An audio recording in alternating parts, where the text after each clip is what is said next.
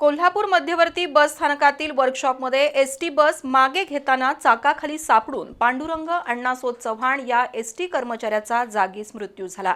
ही घटना शनिवारी सकाळी 10:30 वाजण्याच्या सुमारास घडली। या प्रकरणी आयुब सिकंदर मणेर या चालकाविरोधात शाहूपुरी पोलिसात गुन्हा दाखल झालाय। पेठवडगावचे रहिवासी पांडुरंग चव्हाण हे एसटी महामंडळातील कोल्हापूर आगारात स्वच्छता कर्मचारी म्हणून काम करत होते। 15 ऑगस्ट रोजी सकाळी 10:30 वाजण्याच्या सुमाराला पांडुरंग चव्हाण हे मध्यवर्ती बस स्थानकातील एसटी वर्कशॉपमधील रॅम्पमध्ये स्वच्छता करत होते।